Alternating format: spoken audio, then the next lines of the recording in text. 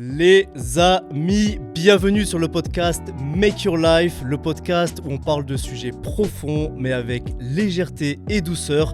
Ici on réfléchit un peu mais surtout on ressent beaucoup. Les amis, je pose mon téléphone, vous qui êtes en plateforme audio, vous ne pouvez pas le voir, vous qui êtes sur YouTube, vous le voyez, j'avais mon téléphone, je lisais ma magnifique introduction que j'ai écrite il y a quelques jours.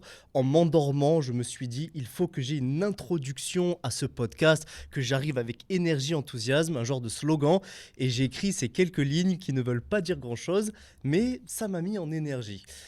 Les amis, je suis très heureux, très excité. C'est un exercice compliqué, différent. Je n'ai pas l'habitude et c'est la première fois que je fais un format long uniquement devant une caméra, sans cut, sans avoir la possibilité d'arrêter, de reprendre. J'ai fait beaucoup de conférences en ligne avec du monde, mais vous savez, quand on est face à une audience, c'est pas la même chose. Donc, je vais me détendre la nouille, je vais me déstresser les fesses. Je ne suis pas proprement stressé, mais j'ai envie de bien faire et je vais juste lâcher prise, me détendre, être avec vous, discuter, parler. Et ma foi, les amis, s'il y a des bugs et s'il y a des ci, il y a des ça, on est humain et c'est pas grave et on y va. Donc, je suis très heureux d'être avec vous et c'est mon premier épisode de ce podcast. L'idée est la suivante. Il n'y a pas de trame particulière, je n'ai pas préparé, si vous voulez, chapitre 1, chapitre 2. J'ai juste envie de parler avec vous et de vous expliquer un peu plus en détail qui je suis, mon parcours, mes prises de conscience et où est-ce que j'en suis aujourd'hui. Parce que dans ce podcast, et je l'espère franchement j'espère vraiment que ça durera des années, un format à un podcast par semaine, ça peut être fabuleux, ça peut être génial, mais j'ai beaucoup de choses à vous dire. J'ai beaucoup de sujets que j'aimerais aborder. J'ai sur mes plateformes, que ce soit Instagram, TikTok, etc., je partage une vidéo par jour, une vidéo tous les 2 jours, mais vous savez, c'est des formats courts. On n'a pas le temps de prendre un sujet, d'y mettre toute la profondeur qu'il mérite, de soulever des couches et des couches et des couches pour exprimer ce qu'on a à dire. Et depuis peu, j'ai envie de m'exprimer. Alors, humblement, modestement, je reste à ma place. Je ne suis ni un enseignant, ni un coach, ni quoi que ce soit. En réalité, je ne suis personne, mais j'ai des choses en moi, j'ai des choses qui s'expriment, j'ai un vécu, pour mon jeune âge, j'ai 31 ans, mais j'ai vécu beaucoup de choses, j'ai rencontré beaucoup d'êtres humains, j'ai réalisé des choses sympas, j'ai foiré des trucs dans ma vie, mais j'en ai réalisé d'autres, et je pense sincèrement, et encore une fois humblement, avoir un truc qui bout en moi, une espèce de lumière, une espèce de soleil, une espèce de chaleur dans mon cœur qui a l'envie de s'exprimer. Et parfois, ça dépasse uniquement ma conscience et mon intellect, c'est plus au niveau du cœur, au niveau de l'émotion, au niveau de quelque chose qui brûle en moi, de m'exprimer et de transmettre tout cela. Donc l'idée de faire un podcast, c'est pour ça. C'est aussi pour moi que je le fais, de pouvoir poser des mots sur des concepts, de pouvoir approfondir certains sujets et de m'obliger à mettre de la conscience dessus pour vous le transmettre. Mais l'intention profonde, et celle-ci, c'est de transmettre et c'est aussi et beaucoup pour vous que je veux le faire, les amis. Donc, n'hésitez pas, je pose là toutes les grandes introductions, etc. Mais comme c'est le premier épisode, n'hésitez pas à me faire vos retours, que ça soit dans les commentaires, par exemple ici sur YouTube, ou alors en message privé, les amis, je lis vos messages, vous m'envoyez des messages, vous me donnez vos points de vue, vous me donnez vos prises de conscience, ça me nourrit, ça me donne vraiment des idées, comme un miroir, ça me permet d'avoir de la force tout simplement, de continuer et de faire les choses, donc n'hésitez pas, si vous écoutez cela sur les plateformes, que ce soit Spotify, Deezer et toutes les plateformes sur lesquelles je mettrai le podcast, je suis sur Instagram, je peux vous répondre. J'essaye de répondre un maximum, mais écrivez-moi, donnez-moi vos retours par rapport à ce premier épisode et tout ce qui suit. Parce que les amis, on va aborder des sujets, vous allez le voir. On va parler de relations, c'est un sujet qui me passionne, les relations entre les êtres humains, les relations amoureuses, les relations de couple entre les hommes, entre les femmes, mais pas que, on va parler les amis de spiritualité dans son large spectre. Qu'est-ce que ça veut dire pour moi? Comment on l'aborde? Toutes les couches de ce que ça veut dire. On va parler de conscience, on va parler souvent peut-être d'argent, de réussite, de philosophie. Bref, on va parler de beaucoup de sujets. Donc ce sont des sujets profonds. Ce sont des sujets, les amis, que je ne néglige pas et où je mets le respect et le sacré dans ces sujets. Parce que c'est pas juste moi qui viens blablater devant une caméra, etc. Mais ce sont des sujets que l'on vient mettre sur la table qui méritent respect, qui méritent débat, qui méritent profondeur et qui va amener des réflexions de conscience. Et pour moi, ça, c'est très, très important. Il y a des sujets, quand on abordera par exemple le sujet de l'homme, de la femme, dans le couple, de l'amour, de ce qu'on vient créer ici sur cette terre, ensemble, en couple, de la conscience qui s'infuse en nous pour créer tout ça. Les amis, c'est des sujets profonds. Quand on vient parler de spiritualité, de notre dimension avec ce qu'on appelle le divin, la conscience, l'énergie créatrice, quelle est cette incarnation en nous? Comment est-ce qu'on le ressent? Est-ce que c'est dans le cœur? Est-ce que c'est dans la tête? Comment est-ce que dans notre vie de tous les jours, on vient incarner cette conscience? Est-ce qu'on est à son service? Est-ce que, les amis, c'est des sujets qui sont profondément puissants, importants, centrales. Et j'aimerais, à travers ce podcast, tenter, à ma minuscule échelle, eh bien, d'apporter un peu de lumière, cet amour que j'ai en moi, cette lumière que j'ai en moi. Pourquoi pas tenter de la partager à d'autres êtres humains? Et en tout cas, c'est ce que je souhaite faire.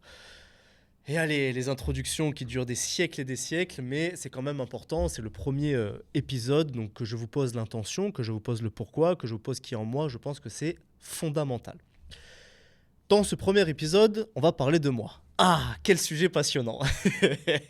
On va parler de moi. Donc les amis, là, préparez-vous, ça va être du moi-je, moi-je, moi-je. Mais je pense qu'au-delà de la blague, il est quand même important que vous sachiez qui je suis, au-delà de, j'ai envie de dire, les apparences et les étiquettes, parce que c'est facile de dire je suis un entrepreneur, je suis un ci, je suis un ça, je suis... Les amis, ce sont des étiquettes, et là, je vais essayer de me mettre à nu, non pas de vous montrer mes fesses, mais de vous montrer mon cœur. Aïe, ça c'était sympa. Alors, les amis, par où commencer? Je m'appelle Kevin Galarato, j'ai 31 ans à l'heure où je tourne cette vidéo. Je suis né en fin août 1994 dans une ville de la France que l'on appelle Nice. Donc ça, c'est pour la localisation géographique et temporelle. J'ai grandi à Nice et de à peu près, on va dire, de ma vingtaine à ma trentaine, j'ai été dans ce que l'on appelle le monde du business. Je me suis identifié à un entrepreneur. J'étais dans l'entrepreneuriat. J'ai fait beaucoup d'activités, des choses qui ont très bien réussi. Je vais vous en parler, mais là, je dégrossis. Des choses qui ont merdé totalement et j'ai perdu de l'argent et j'ai fait n'importe nawak, mais c'est la vie. Et pendant ces 10 ans d'entrepreneuriat, de business, etc., je me suis construit. Mais je me suis peut-être aussi directement et indirectement détruit. C'est ce qu'on verra et on va en débattre ensemble. Et à partir de ma trentaine, donc j'ai 31 ans, mais on va dire dans la transition de mes 29 à mes 30 ans, j'ai commencé à avoir une psychologie, une réflexion assez différente sur ce que je m'étais construit dans mon état d'esprit, dans mon identité, dans ce que pour moi devait être la réussite.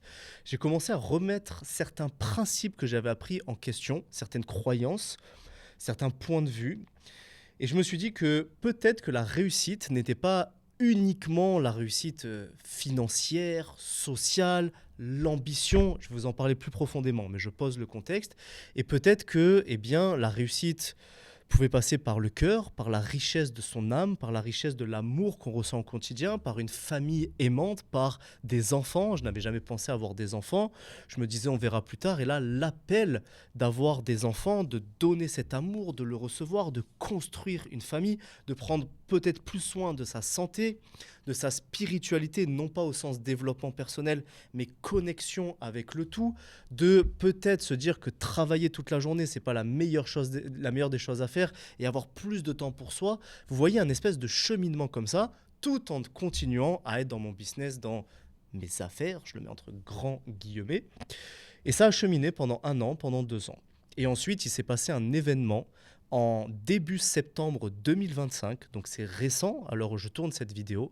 J'ai participé à une retraite d'1 semaine qui était absolument exceptionnel où j'ai vécu des expériences incroyables, très fortes, une connexion très puissante qui m'a non pas cette fois-ci développé personnellement, mais qui m'a dépouillé de beaucoup de choses et qui est venu, vous savez, comme un peu plein de pièces du puzzle, les rassembler, mettre de la lumière dessus, l'ancrer et je me suis dépouillé de certaines illusions, de certaines croyances. Je vais bien sûr vous raconter cette expérience dans cet épisode et de là, suite à cette retraite d'une semaine, on travaillait beaucoup sur le corps, sur le moment présent, on avait des arts martiaux, on avait beaucoup de méditation, beaucoup de breathwork, travail de respiration, des bains froids, ça m'a vraiment sorti de ma zone de confort sans téléphone.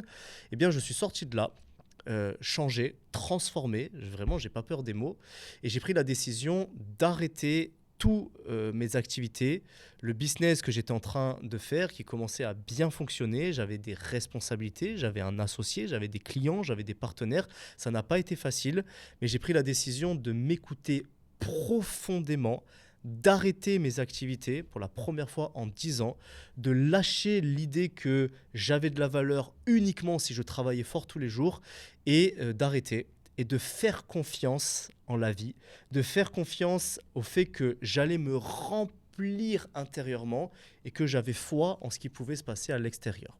Et c'est pour ça que donc ça m'a mis un bon 2 semaines, un mois de tout réorganiser parce que c'est quand même pas facile. Et en octobre 2025, donc il y a de cela octobre, novembre, décembre, janvier, février, entre 4 à 5 mois, j'ai décidé de partir en Asie tout seul, de prendre du temps pour moi, de vraiment être connecté à mon essence, à moi-même, coupé de toute responsabilité et de vivre une vie un petit peu différente, hors du business, hors des sentiers battus, hors de ce que j'avais vécu depuis des années. Et je suis là devant vous aujourd'hui. Si vous êtes sur YouTube, vous me voyez. Si vous êtes en podcast, vous m'entendez. Mais quoi qu'il en soit, je suis avec vous, je suis devant vous, avec toute ma présence, avec tout mon amour, avec toute ma connexion. Et je me sens divinement bien dans mon corps. Les mots me viennent, hein, vous m'excusez, les mots me viennent comme ça. Mais je me sens vraiment bien et j'ai l'envie de continuer ce chemin. Donc écoutez, je ne sais pas combien de temps ça va durer, peut-être 3 mois de plus, peut-être 6 mois, peut-être 1 an. J'ai la chance d'avoir un petit peu d'argent de côté. Je vais vous en parler, hein, j'ai aucun tabou, on va tout dire. Mais je n'ai plus de rentrée d'argent, je n'ai plus de business, j'ai un petit peu d'argent de côté. Je suis venu en Asie parce que la vie n'est pas chère et ici l'énergie me parle vraiment. Et je pense que je peux encore durer 6 mois, 1 an et demi, comme ça, sans avoir de rentrée d'argent et ça me va très bien. Je n'ai pas de peur, je n'ai pas de doute, j'ai foi, j'ai confiance et je suis certain que si je me remplis intérieurement, si je remplis mon cœur, si je nourris ma spiritualité, mon énergie et que je me sens bien et que je suis dans le bien-être et que je continue ce travail-là, la vie répondra à ça d'une façon plus intense, plus magique que ce qu'elle ne l'a fait depuis mes dernières années. Voilà les amis pour le dégrossissage. Maintenant, je vais essayer de vous en parler avec un tout petit peu plus de profondeur. Donc, je vous disais que je viens de Nice. J'ai grandi dans un petit village du sud de la France que l'on appelle et qui s'appelle Tourette-le-Vins. Donc, c'était un environnement absolument génial. Mais vous savez, dans les villages, il y a un environnement un petit peu de... Alors, on est très très loin d'être des voyous, d'être des gangsters, bien qu'on essaye de les faire à cette époque-là. Mais il y a un petit peu l'ambiance, vous savez, des quartiers populaires où on se retrouve tous ensemble le soir, on se connaît tous, on est vraiment ensemble, on vit ensemble, on va au foot ensemble, la place du village, c'est sacré, il y a tous les soirs, il y a les potes, etc. Donc j'ai grandi dans un environnement hyper entouré. Mais déjà à cette époque-là, je construisais une espèce de double vie. Je m'explique. La journée et dans ma vie de tous les jours, j'étais avec ses amis, je vivais comme ses amis, je vivais comme mon environnement social de cette époque, avec les difficultés d'un jeune, avec ses complexes, avec ses doutes. J'étais très complexé à l'époque de beaucoup de choses, j'étais pas très bien dans ma peau, j'avais des amis qui rayonnaient, j'avais des amis que j'admirais, que je trouvais incroyables et qui me renvoyaient comme un miroir où ah peut-être moi je suis pas assez bien, etc. Enfin bref, donc j'ai grandi comme un jeune tout à fait normal avec ses complexes, ses doutes, ses peurs, etc. Mais le soir, quand je rentrais chez moi, et je vous parle de ça, ça a commencé, je pense, à l'âge de 12-13 ans, ça a dû commencer, j'avais des questions que peut-être un jeune de cet âge n'est pas censé se poser. Ça veut tout et rien dire ce que je viens de vous dire, mais je me posais des questions sur l'univers, sur la création, sur l'espace, sur le sens de certaines choses. Et je sentais déjà à cet âge-là une espèce de connexion dite spirituelle. Ça veut tout rien dire. On creusera ce mot parce que je veux poser la base de ce mot. Mais je sentais une connexion, comme certaines personnes la ressentent. Je ne suis pas particulier, différent, l'élu ou quoi que ce soit, mais je la sentais. Et je me souviens qu'à cette époque, je me posais des questions. Je regardais beaucoup de choses sur ce qu'on appelle la télékinésie. Donc vous savez, le fait de faire bouger des objets à distance. J'avais 12-13 ans, j'essayais ça dans ma chambre. C'est juste pour vous poser l'état d'esprit, la psychologie que j'avais. Et je pensais que c'était possible et j'y croyais. Et qu'on le croit ou non, à 12-13 ans, j'ai eu des expériences de télékinésie avec des petits exercices où je commençais par la force de mon esprit, ma visualisation. Je me souviens, une fois, je suis resté 40 minutes devant ce petit objet à essayer de le faire bouger. Et la première fois que j'ai vu les premiers micro-mouvements, c'est très particulier. Mais voilà, à 12-13 ans, j'ai essayé de faire bouger des objets. Je me souviens, j'allais sur des forums, parce qu'il y avait forcément, il n'y avait pas YouTube, il n'y avait pas même un blog, c'était compliqué. Donc il y avait des forums pour... allez, je vais le nommer, le forum, peut-être que quelqu'un l'a vécu, un ancien. Je me souviens, ce forum, c'était Psyteka, PSY, donc psytk.quelque-chose.com. Et il y avait plein de personnes qui parlaient de sujets perchés pour l'époque, mais dont de télékinésie.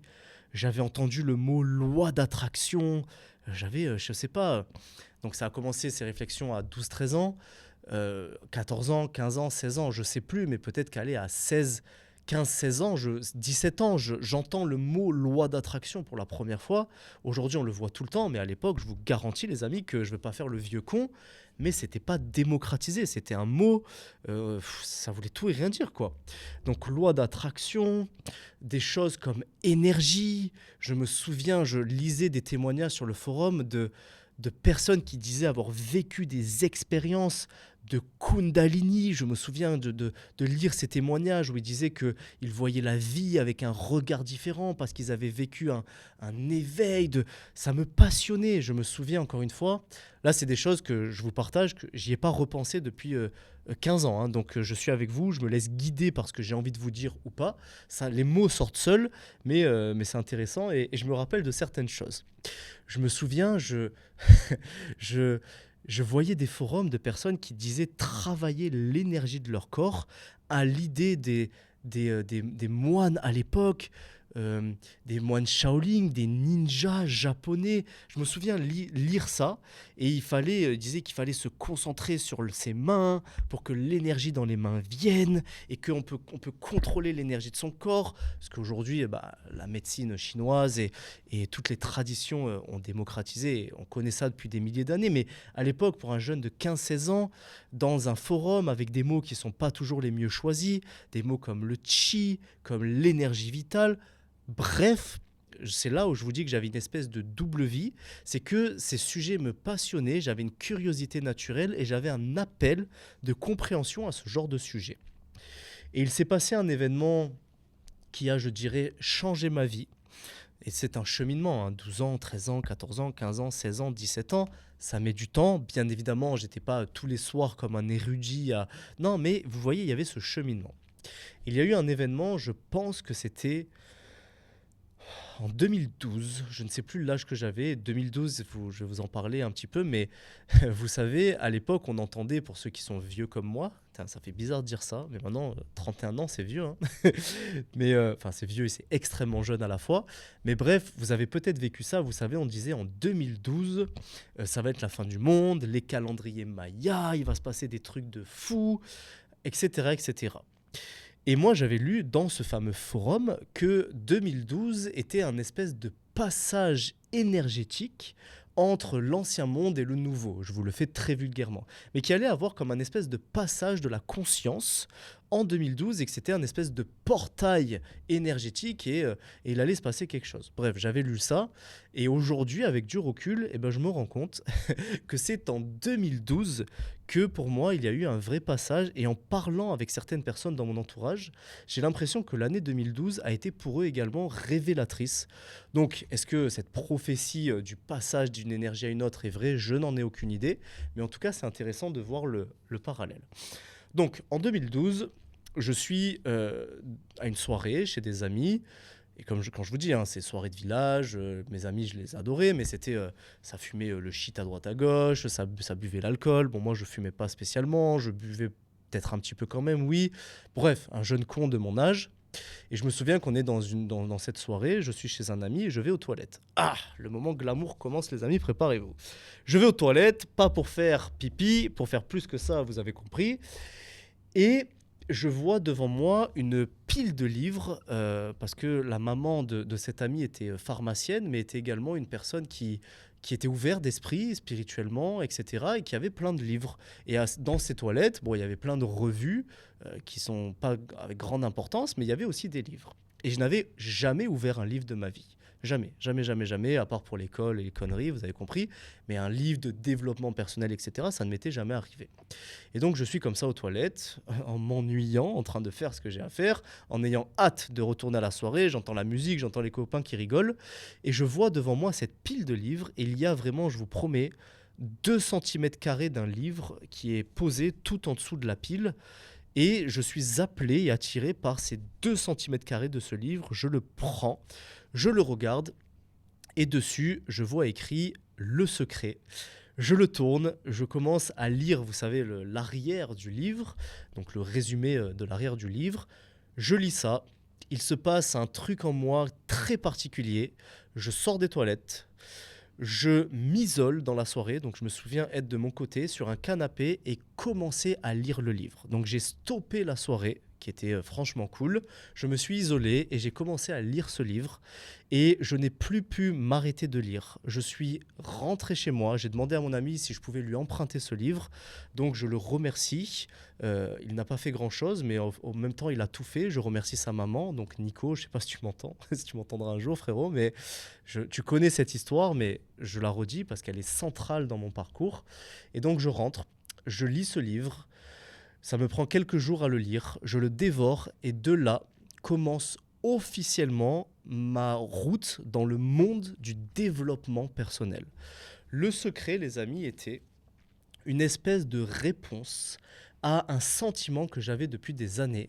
Et quand je faisais, vous savez, ces petits trucs dans ma chambre, télékinésie, nanani, toute cette exploration de l'énergie, etc., à cette époque, une pensée ne quittait pas mon cerveau. Et je me souviens l'avoir pensé très, très, très, très, très fort.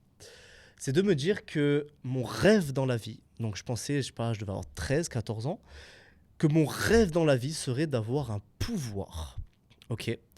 D'avoir un pouvoir et de consacrer ma vie. Putain, j'ai un frisson, les amis. Ah.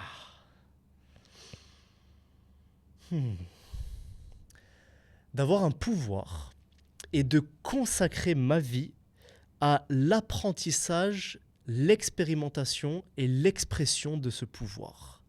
Et à 13-14 ans, je me disais que ce serait ça, une vie exceptionnelle, que je découvre que j'ai un pouvoir. Et à cette époque, je pensais à...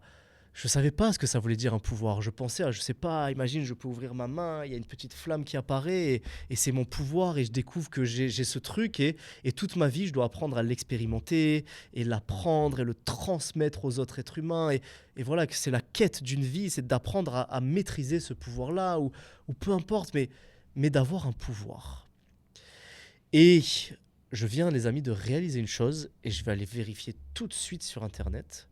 C'est qu'en réalité, la couverture de ce livre, ce n'était pas le secret, parce que le secret était une adaptation, mais moi, celui que j'ai lu, putain, je crois, toute ma vie, j'ai cru lire le secret, mais en fait, non, c'est pas vrai, les amis. Je crois que le titre du livre, c'était Le pouvoir. Et c'était une branche du livre Le secret. Le pouvoir livre. Attendez, excusez-moi, juste, je vérifie ça. Oh, ça m'a fait un truc. Les amis, j'ai le livre devant moi et c'est pas le secret, c'est le pouvoir. C'est le pouvoir. Et en fait, c'est une branche de... En fait, secret, donc c'est le secret, mais le titre, c'est Le pouvoir de Rhonda Byrne. Je vous montre à l'écran pour ceux qui peuvent voir. Je ne sais pas si vous voyez. C'est cette couverture orange et c'est le pouvoir. C'est pas le secret. Putain, toute ma vie, j'ai raconté le secret. Non, c'est le pouvoir. J'ai eu un flash. J'ai eu un flash en moi. J'avais occulté ça. Oula, les amis, ces podcasts vont être thérapeutiques pour moi, je vous le dis. Hein. Mais donc, c'était Le pouvoir, le livre, en fait. Et c'est pour ça que ça m'a autant parlé. Et en fait, dans ce livre, ça a été, les amis, la réponse profonde, intense à cette question et à ce truc que je me disais, j'aimerais avoir un pouvoir, etc. Parce que dans ce livre, ce qui était raconté était qu'en tant qu'être humain, nous avions un pouvoir. Et ce pouvoir n'était pas à l'extérieur de nous, il était à l'intérieur de nous. Et le pouvoir était que par la force de nos pensées, de nos émotions, de notre état d'être, on pouvait créer la vie que l'on désirait. Et que la vie extérieure était le reflet de notre vie intérieure. Et comme un miroir, nous avions le pouvoir de créer la vie qui nous inspirait autour de nous. Et lorsque j'ai lu ça, eh bien, ça a été comme la réponse à « Putain, mais en réalité, moi, je pensais à un pouvoir surnaturel. Et en fait, en moi, j'ai peut-être le pouvoir le plus exceptionnel au monde, c'est celui de créer ma propre vie, d'être le capitaine. » Et j'ai eu à ce moment-là une révélation très forte. Donc, c'était en 2012, hein, je ne sais pas quel âge j'avais, mais de me dire que j'ai un pouvoir et que je peux créer ma vie. Et de là, plus jamais de ma vie, les amis, je n'ai cessé de comprendre et d'essayer de comprendre comment maîtriser ce pouvoir-là. Et en fait, avec le recul, eh bien, ce jeune gamin qui rêvait d'avoir un pouvoir et de le maîtriser, c'est exactement ce que je vis dans ma vie. J'en suis très loin. C'est le travail d'une vie, mais c'est la quête également de ma vie. Et bien sûr, ça amène plein d'autres quêtes secondaires, mais c'est tout ce qui m'a toujours guidé. Et donc, s'en est suivi, je ne vous fais pas tout parce que ça, c'est important de prendre du temps de vous le partager parce que c'est central, etc. Mais je ne vais pas non plus tout vous dire. Mais de ça, s'en est suivi eh bien, une recherche sans fond.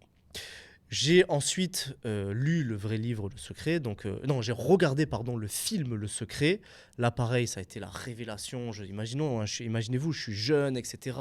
Je découvre ça, c'est dingue. Je me souviens avoir vu ça à 2h du matin un soir chez mes parents, avoir l'envie de tout mon cœur de crier de tout ce que j'avais en moi. Je ne pouvais pas le faire, sinon j'allais réveiller tout le monde et me prendre une torgnole. Donc je suis allé dans mon salon et je me souviens avoir crié, mais vous savez, en silence,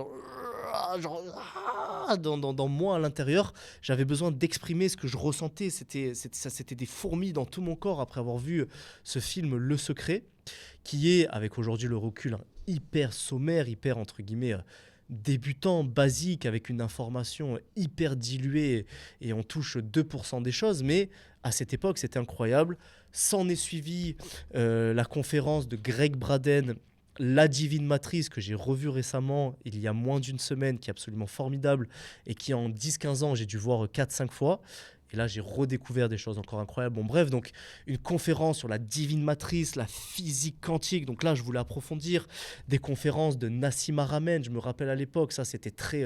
c'est un physicien, donc c'est très physique quantique. Des vidéos de Joe Dispenza. Les audios de Kevin Trudeau que j'ai dû me bouffer pendant 1 an et demi. J'écoutais ça matin, midi, soir. Je pense que les 14 CD de Kevin Trudeau, j'ai dû les écouter 100 fois. Vraiment sans abuser. Et peut-être même plus en réalité. Donc, ça a été un monde immergé de compréhension, de soif de comprendre, d'apprendre. Et dans ça, je me suis un petit peu coupé de mes amis, involontairement et volontairement, parce qu'il y avait un désir conscient de me couper parce que j'avais besoin d'être dans ma bulle, mais involontairement dans le sens où j'ai fait les choses un petit peu mal. Je me suis coupé trop radicalement de certains de mes amis. J'ai pas su gérer ce surplus de ce qui se passait, et je me suis coupé un peu trop radicalement en jugeant certains de mes amis en mode moi je sais, eux ils ne savent pas. Ça a été une erreur de ma part, je le regrette et je m'excuse aujourd'hui auprès de certains certains de ses amis parce qu'on était très proches, c'était mes frères, mais il a fallu que je me coupe de certains qui étaient pas bons pour moi, ça c'est sûr, mais d'autres qui ne méritaient pas ce traitement. Voilà, je vais dire ça comme ça. Et aujourd'hui, je suis très heureux d'avoir renoué les liens avec certains de ses amis et je ressens beaucoup d'amour pour eux et je pense qu'ils en ressentent pour moi, donc c'est super. Enfin bref. Donc s'ensuit ça, forcément, un bon 3 4 ans de développement personnel, je vais l'appeler comme ça. Et un jour, eh bien, alors que je suis en alternance, je travaille. Je vais pas tout vous faire les amis parce que ça serait long, hein. Le but c'est pas de vous raconter ma vie entière parce qu'il faudrait 8 podcasts, hein, et je pense que tout le monde s'en branle de savoir les détails des détails, mais je vous raconte les trucs clés. Au moins vous pouvez situer et ensuite tous les prochains podcasts auront peut-être un peu plus de sens pour vous, ok? Mais là je suis désolé, hein, de vous faire un moi-je, mais voilà, c'est le premier épisode, il faut le faire les amis. Et on va continuer l'histoire. Donc je suis en alternance. Je travaille dans un magasin de peinture, BTS MUC, management des unités commerciales. Et étant en alternance, je travaille donc 2 jours école, 3 jours travail, enfin bref. Et donc du matin au soir, je travaille. Je travaille dans un magasin de peinture, c'est cool, je suis engagé, mais je le vis terriblement mal, le fait de me lever le matin, le fait de rentrer le soir, de travailler sur un patron. Pourtant, je suis appliqué dans ce que je fais, j'essaye de bien le faire, mais je me sens mal. Je me sens mal, c'est très compliqué. Je dois me lever le matin, je vis le réveil comme une souffrance, mais vraiment comme une souffrance. À l'époque, mon réveil, c'était une musique d'Eminem. Et quand je l'entends aujourd'hui, je la switch de suite parce que ça me rappelle à ce que je ressentais quand je me réveillais. C'était terrible, terrible, terrible. Donc bref, c'était très, très dur pour moi. Il m'arrivait le matin de pleurer parce que me réveiller, c'était horrible. Enfin bref. Et à ce moment-là, j'ai une espèce de prise de conscience ou de truc en moi, de me dire que si je continue à faire ça pendant les 30 prochaines années de ma vie, je pense qu'il arrivera un moment où en fait la vie n'aura plus de sens. Et j'étais pas au point de me dire je vais me tirer une balle, mais ça voulait presque dire ça dans ma tête, me dire que si je me rends compte qu'à 30 40 ans, c'est le chemin que j'ai pris, ma vie n'aura tellement pas de sens qu'à quoi bon la continuer. C'était un petit peu ça l'idée. Et je me suis dit que ça serait dommage d'en arriver là, très sincèrement. Et donc, je vais devoir trouver le moyen de devenir libre. Et à ce moment-là, je me souviens que ce n'était pas forcément riche, ce n'était pas forcément des rêves de grandeur ultime. À ce moment-là, moi, mon rêve le plus ultime, c'était de faire 10 000 € par mois. C'était, si j'atteignais ça dans ma vie un jour, j'étais riche, quoi. 10 000 € à l'époque. Aujourd'hui, c'est démocratisé. Aujourd'hui, les gens sont ouf, quoi. C'est abusé ce qu'on est capable de faire avec le business en ligne et tout. C'est 10 000 € limite dans le monde de l'entrepreneuriat. Attention, hein, je mets la proportion, mais limite, c'est pas non plus un truc de ouf, quoi. Mais à l'époque, pour moi, 10 000 €, j'étais le plus riche du monde. Si j'avais 10 000, je me voyais déjà les voyages, les trucs, les machins. Mais c'était surtout la liberté. Et c'était vraiment ça que je voulais, ne plus mettre de réveil le matin. C'était mon objectif. Je me souviens, dans mon magasin de peinture, j'allais dans la réserve et j'écrivais sur un papier tous les jours. J'avais conscience, hein, de beaucoup de choses, des pensées, des affirmations positives. Ça fait 3 4 ans que j'étais dans le dev perso, regarder des choses. Donc j'étais conscient que mes pensées agissaient sur mon environnement. Et donc j'essayais d'appliquer à mon échelle à l'époque. Et j'écrivais tous les jours, moi, Kevin Galarato, je souhaite être libre. Moi, Kevin Galarato, je rêve d'être libre. Moi, Kevin Galarato, je serai libre. Voilà, et je fais comme une punition. Je répétais ça, ta. Et j'avais tellement honte d'être dans ce mood-là parce que c'était tellement peu démocratisé. Je ne pouvais pas en parler à mes amis, enfin à mes collègues de travail, etc. que le papier sur lequel je marquais ça, je le froissais et je ne le jetais pas dans la poubelle de mon travail, de mon magasin de peinture, par peur, le mec complètement barjot, hein, mais par peur que quelqu'un vienne, le déplie et voit ça. Comme en plus j'avais écrit moi, Kevin Galarato et tout, j'étais grillé total. Donc ce que je faisais, c'est que je mettais ce papier, je le mettais dans ma poche et je le jetais dans la poubelle de ma maison le soir et je le déchirais pour être sûr que personne ne voit ça. Pour vous dire un peu le matrixage de l'époque, quoi. Donc voilà, bref, des envies de liberté, etc. Et c'est à cette époque que, par concours de circonstances, mon cousin Dylan, avec qui j'ai toujours été très proche dans ce chemin-là, on a découvert la loi d'attraction ensemble, on a cheminé ensemble, on a tout vécu ensemble, toutes nos prises de conscience, et c'est encore le cas. On a tout construit notre réflexion ensemble, chacun dans son chemin, mais toujours en mettant en commun les idées, en les confrontant, en réfléchissant. Eh bien, il m'a présenté une personne qui est toujours notre ami aujourd'hui, Florent, et qui était dans un business en ligne, un espèce de marketing de réseau à l'époque, qui était un truc un peu bancal, enfin bref. Et c'est comme ça que je démarre dans le monde du business, je le mets en très grande parenthèse, que je m'associe à une boîte qui vendait des produits à l'époque, un type de MLM à l'époque qui était même pas ouvert en France, enfin bref, un truc complètement falabraque. Bref, mais c'est comme ça que je commence. Et je décide d'arrêter tout ce que je faisais. Donc j'arrête, je passe mon BTS. J'arrête, il me proposait un CDI, je décide de l'arrêter, je vais voir mon manager de l'époque, mon patron, je lui dis je prends ma retraite, il me dit t'es complètement fou, je lui dis tu verras que je ne travaillerai plus jamais de ma vie pour un patron, sans haine ni animosité, mais avec confiance, certitude et puissance. Et je pense qu'il a ressenti parce que quelques années après il m'a dit que putain, tu me l'avais dit quoi. Je suis allé voir là une femme géniale, Anne-Laure, qui travaillait dans mon BTS et à qui je me confiais un petit peu. Et je lui disais que je voulais réussir des trucs dans ma vie, que l'école, ça m'allait pas, etc. Je suis allé la voir, je lui ai dit, parce que c'est elle qui m'avait trouvé le BTS, l'alternance, je lui ai dit, je ne travaille pas, je ne continue pas mon CDI, je prends ma retraite, je réussirai ma vie, j'arriverai à être libre, je vais y arriver, ça va bien se passer. Et pareil, quelques années après, elle me l'a ressorti. En tout cas, bref, j'étais déterminé. J'avais trouvé une voie du business, des trucs, de quoi se débrouiller pour devenir libre et travailler pour soi.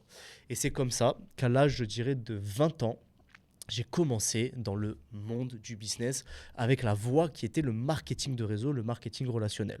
Je ne vais pas tout vous faire là parce que ça va être méga long et vraiment les amis, il y a beaucoup de choses qui sont passées, mais je vais vous faire les grands chapitres. De 20 ans à 22 ans, je suis là, je travaille, je suis au chômage, je suis à fond, j'essaye, je me démerde et je gagne pas une cacahuète, pas un centime. C'est compliqué, c'est la galère. Mes amis se moquent de moi parce qu'en plus moi je faisais Zarma le grand millionnaire, le mec qui va être riche. Ça y est, moi je me sentais plus quoi. Je connaissais le pouvoir de la loi d'attraction dans ma tête. Je commençais à avoir vraiment les pieds qui touchent plus terre. J'ai eu ça, j'ai eu ce truc de waouh, je vais devenir riche, bam bam, mais c'était démesuré. Donc vous voyez un fou complet qui dit à tout le monde qu'il va être riche. Au bout de 2 ans, il gagne pas une cacahuète. Enfin, vous avez compris. Donc les gens se sont moqués de moi à juste titre. Ma petite amie de l'époque m'a jugé et un petit peu condamné. Et moi, j'ai pas été cool non plus. Mais voilà, mes parents ont toujours cru en moi et je les remercie et c'est une bénédiction. Ils ont toujours su que je savais ce que je faisais, ils m'ont toujours soutenu, ils ont été derrière moi et ça c'est une bénédiction. Donc j'avais l'appui de mes parents, mais je n'avais pas l'appui du monde extérieur. Et c'est pas grave et je continuais.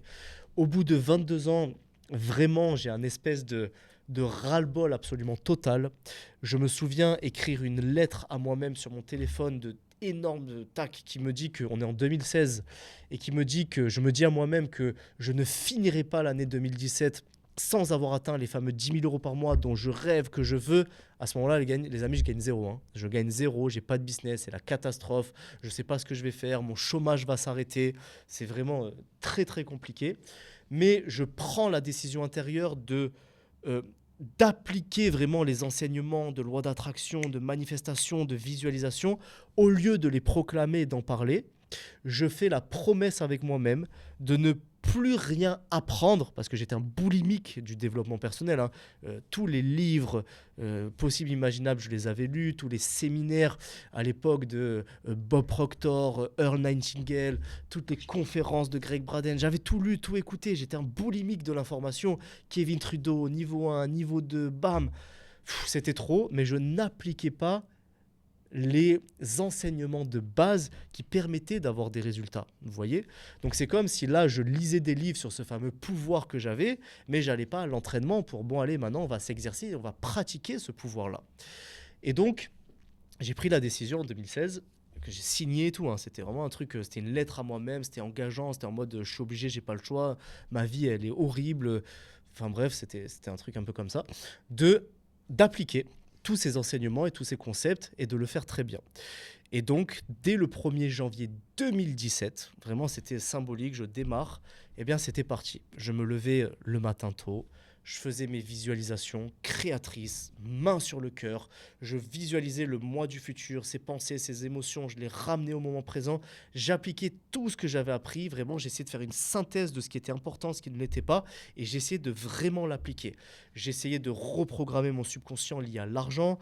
Donc, ce que j'avais appris, c'est que pour cela, il fallait que notre corps émotionnellement ressente des émotions positives liées à l'argent. J'avais suivi les enseignements de Magné Sam, j'avais pris tout son programme qui était exceptionnel, qui expliquait toute cette relation entre les croyances, entre le subconscient, que lorsqu'on a une pensée associée à une émotion, ça vient imprimer le subconscient et c'est ça qui crée une croyance dite limitante.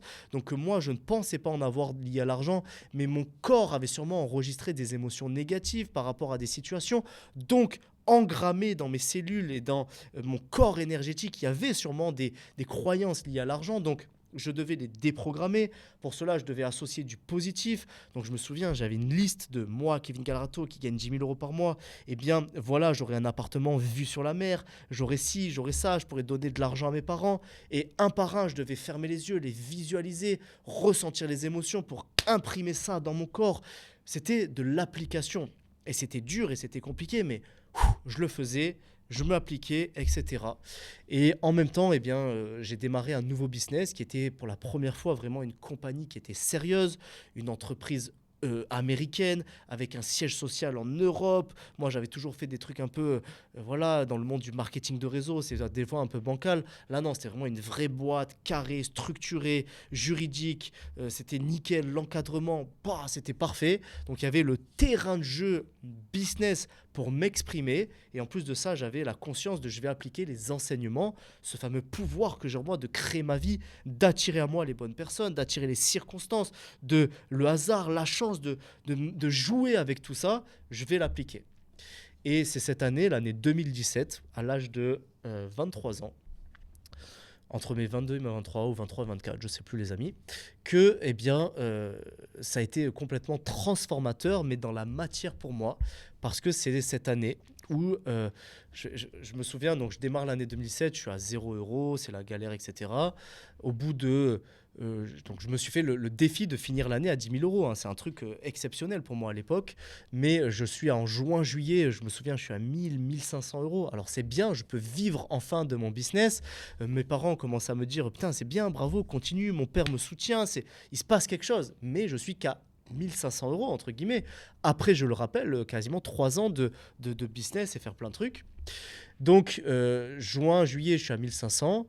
Septembre, ça fait vraiment ça en fait. Et ça, c'est une formation que j'avais faite, le bambou chinois. C'est le truc où ta et d'un coup ça pète. Septembre, je passe à 4000 euros. Pah, je me souviens, ce qui se passe en moi, c'est choquant. Octobre, je passe à 10 000 euros.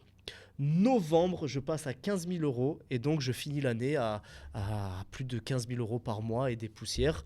Et ça a été une année mais complètement exceptionnelle en termes d'émotion, en termes d'énergie.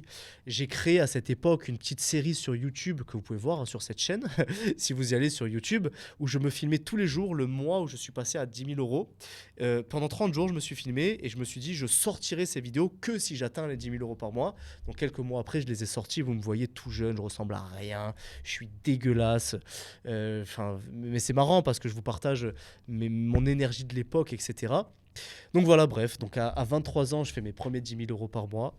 L'année d'après, je finis l'année à, je crois, à 40 ou 50 000 euros par mois. Donc imaginez-vous un jeune de 24 ans et tout ce que ça... Je ne veux pas passer du temps dessus parce que ce n'est pas le plus important. Mais il faut que vous compreniez que j'ai quand même ce vécu-là. J'ai ce vécu d'avoir été vraiment obsédé par la liberté financière, par l'argent. Aujourd'hui, c'est très différent, mais j'ai eu ça. J'ai vécu ce que c'était de gagner très jeune beaucoup d'argent. J'ai déménagé, j'ai habité dans un des endroits les plus luxueux de la Côte d'Azur.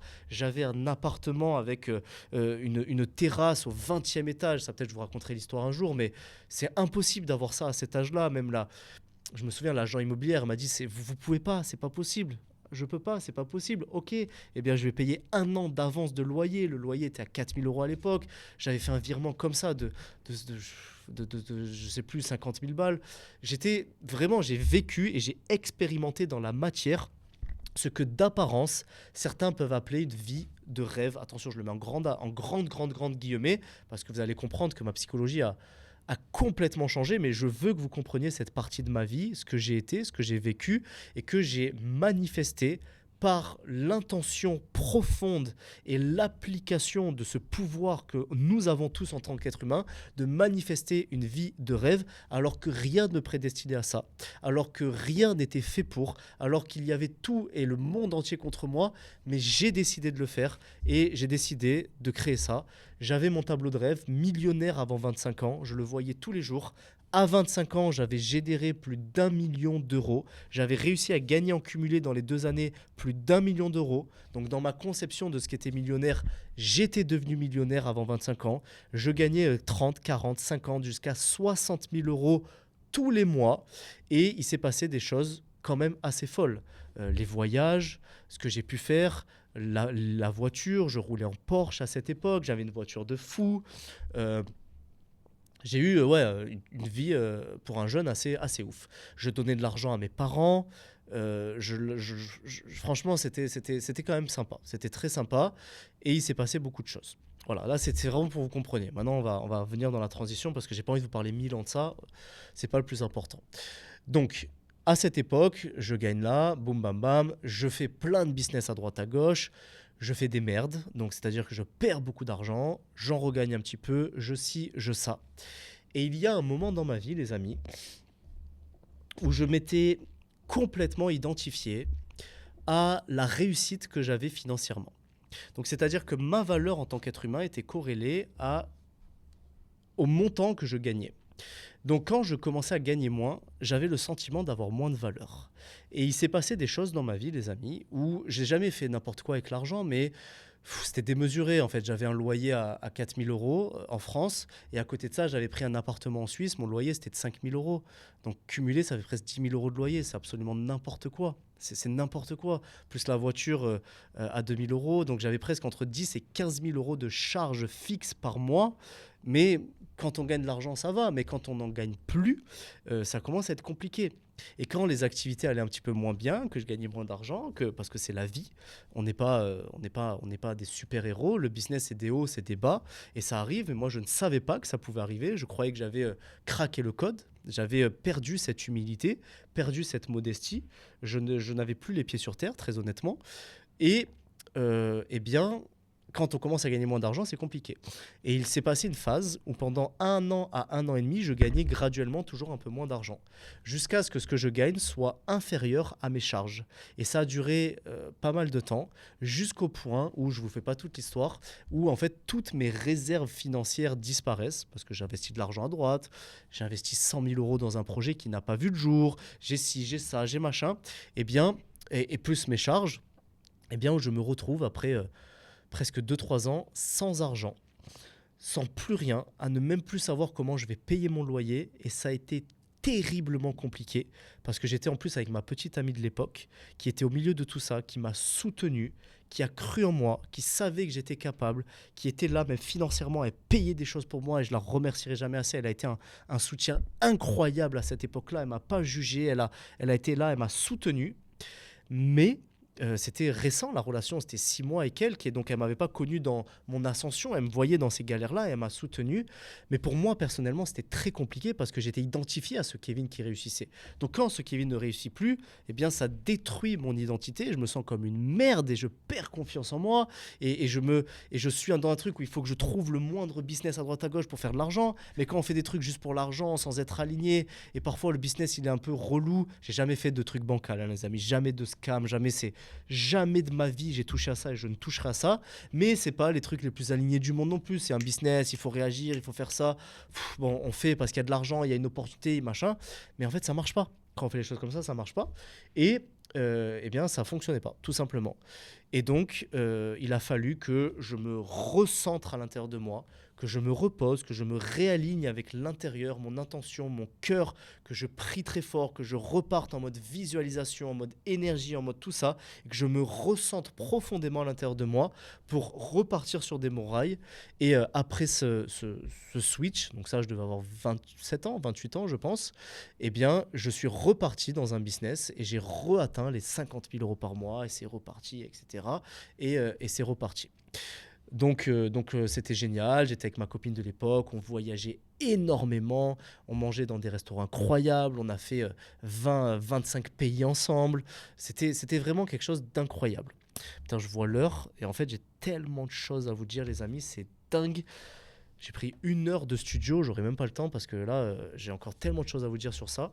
Mais c'est pas grave, dans les 15 prochaines minutes, je vais vous dire ce que j'ai à vous dire et ça sera la suite dans l'épisode 2. Hein. Qu'est-ce que vous voulez que je vous dise? On est parti pour le podcast. Donc, je vis une vie absolument incroyable, etc. Et, mais c'est bien parce que c'est trop bien. L'épisode numéro 2, ça va être vraiment, je vais vous expliquer vraiment ce que j'ai vécu à cette retraite, comment je l'ai vécu, comment je l'ai perçu, ce qui a changé. Parce que là, tout ce que je vous raconte, ça reste moi, parce que mais c'est une version de moi qui aujourd'hui n'est plus ou n'est presque plus.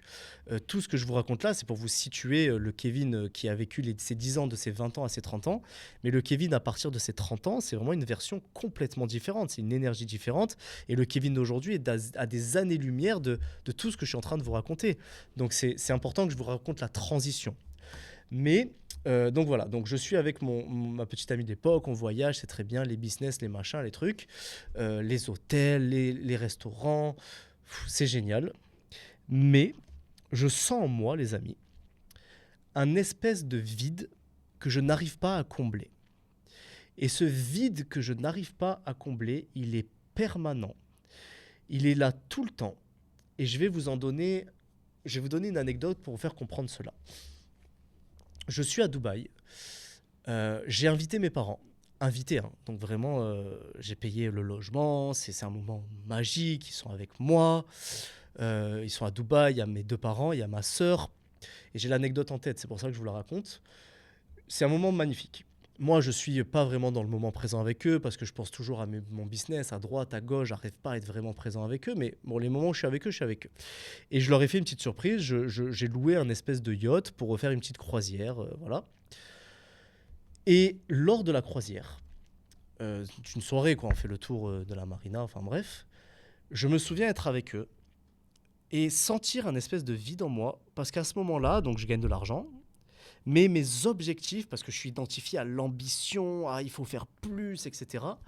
Mes objectifs à ce moment sont d'atteindre, je ne sais plus, mais je crois que c'était il faut que je fasse 100 000 euros par mois, parce qu'à ce moment-là, je serai vraiment heureux, parce qu'à ce moment, vous voyez, l'identification à un futur illusoire de à ce moment-là, si je fais 100 000 euros par mois, je pourrais faire ci, je pourrais faire ça, et incroyable, alors que je suis en train de vivre réellement un paradis sur terre, mais j'en ai pas conscience à ce moment-là parce que je suis enfermé dans mes projections et mon ambition du futur de je serai heureux quand je ferai ça.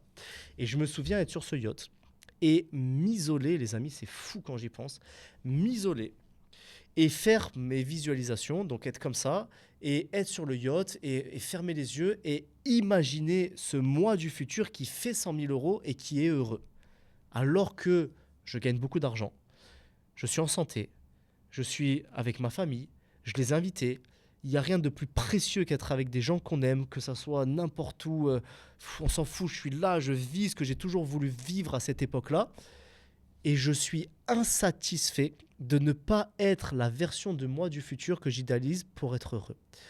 Et des moments comme ça, les amis, j'en ai eu beaucoup. Oui, j'ai eu des moments où j'ai été heureux parce que j'ai vécu quand même des expériences incroyables. Les chalets à la montagne pour Noël, les vacances, la Thaïlande, génial. Mais quasiment à chaque fois que je vivais ces expériences, je sais aujourd'hui avec le recul que je n'étais pas profondément dans le moment présent, dans l'acceptation, le bonheur, l'amour et toute la grâce que méritaient ces moments-là, et que j'étais dans l'illusion d'un futur illusoire en vivant ces moments-là. Et que j'ai vécu les dernières années de ma vie, les amis, c'est fort ce que je suis en train de vous dire, à vivre plus dans ma tête et dans l'illusion que dans l'instant, la magie, le pouvoir, l'amour, la grâce, la divinité, la bénédiction du moment présent en profitant pleinement de ces moments et de tout ce qu'ils avaient à m'offrir. Et lors de la retraite que j'ai vécue, maintenant je fais une avance dans le temps et je vous raconterai dans le prochain épisode ce que j'ai vraiment vécu dans cette retraite, mais d'avoir été coupé de mon téléphone, de ne pas être plongé parce que je commençais à avoir ces réflexions d'ambition, etc. Donc d'avoir levé le pas sur ça, je suis célibataire depuis 1 an à l'heure où je tourne cette vidéo, donc je n'étais plus dans des projections en plus de ma copine, parce que quand on est en couple, on a ses projections, on a celle de sa petite amie, etc. Donc je m'étais, on va dire, entre guillemets, le mot est fort, mais libéré de ça, donc j'étais seul. Je me posais les bonnes questions, je prenais un peu plus de temps pour moi. J'avais une psychologie, une approche différente. J'avais vraiment des questions fondamentales sur l'amour, le présent, mes ambitions. Et en plus de ça, donc maintenant je suis à cette retraite, je n'ai pas de téléphone. Pendant 1 semaine, je mets mon téléphone en mode avion, ce qui m'était jamais arrivé en 10 ans. Je suis dans l'instant présent. Je suis avec des gens incroyables. Je suis avec ce mec, Steph Gentis, qui est formidable. On a des discussions profondes. On vit des choses, des breathwork, des travails de respiration, de la connexion. Et à ce moment-là, les amis, j'ai vécu des choses tellement intenses, tellement fortes que je vous raconterai dans le prochain épisode, qui m'ont connecté pour la première fois de ma vie, les amis, à